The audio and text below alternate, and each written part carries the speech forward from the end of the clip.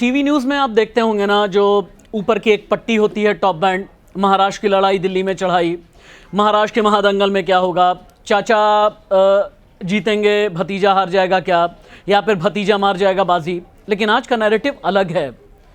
कैसे महाराष्ट्र की लड़ाई में आ गया कटप्पा और बाहुबली, इस वीडियो में मैं आपको बताने और दिखाने जा रहा हूं। नमस्ते, मैं राशिद।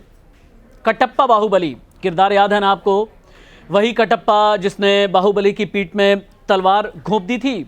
और इस फिल्म के बाद में एक नैरेटिव हिंदुस्तान में बन गया था कि अगर कोई गद्दारी करता है तो पीठ में या छुरा घोंपता है या कटप्पा की तरह तलवार घोंप देता है। हालांकि कटप्पा को मामा कहता था बाहुबली, लेकिन अब कटप्पा कौन है, बाहुबली कौन है, ये आप समझिए और देखिए।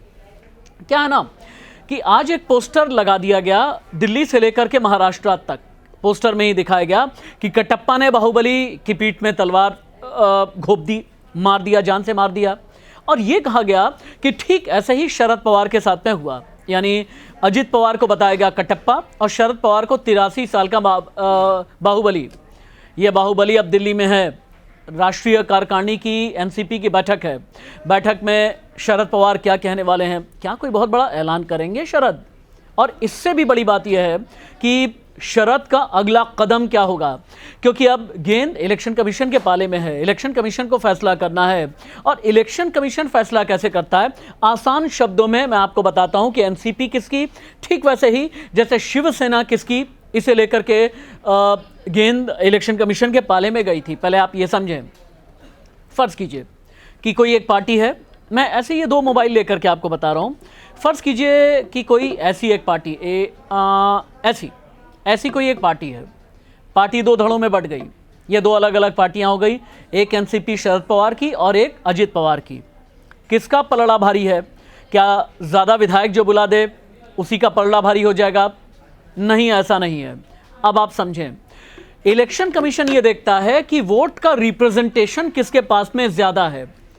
और वोट रिप्रेजेंटेशन वहां पर ज़्यादा होता है जिसके साथ विधायक भी हों, सांसद भी हों, पार्टी के पदाधिकारी भी हों।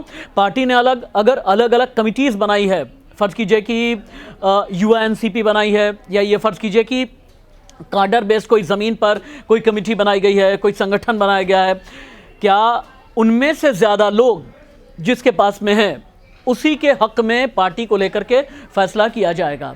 अब अजित पवार ये कह रहे हैं कि कुल मिला जुला करके लगभग 48 लाख वोट अभी आज की तारीख में पदाधिकारियों को अगर मिला देते हैं तो उनके बन जाते हैं एनसीपी के।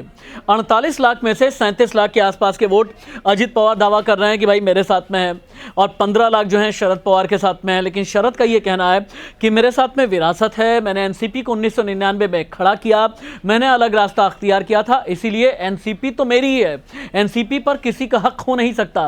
अब एनसीपी पर हक के बीच में, जैसा मैंने शुरू में बताया कि कटप्पा और बाहुबली भी आ गया। एक खबर और भी है एकनाथ शिंदे की। एकनाथ शिंदे को क्या ये लगने लगा है कि उनकी ज़मीन हिल गई है? क्या एकनाथ शिंदे को ये समझ में आ गया है कि आने वाले दिनों में उन्हें मुख्यमंत्री के पद से हटा दिया जाएगा? क्या एकनाथ शिंदे की जगह अजित पवार बन जाएंगे मुख्यमंत्री? सोशल मीडिया पर इस तरह की खबरें बहुत ज़्यादा फ्लोट हो रही थी और हो रही हैं। इसका जवाब भी एकनाथ शिंदे ने दिया है। एकनाथ शिंदे ने ये कहा कि ये खबर झूठी है, ये सिर्फ अफवाह फैलाई जा रही है, अफवाहों पर ध्यान आप बिल्कुल भी न दें। ये एकनाथ शिंदे का कहना। और एकनाथ शिंदे ने कहा कि हम शिवसेना को मजबूत करेंगे 2024 के लोकसभा और विधानसभा चुनाव में, और साथ ही हम सरकार फिर से बनाएंगे, और मैं ही सरकार और शिवसेना पार्टी का चेहरा हूं। नमस्ते।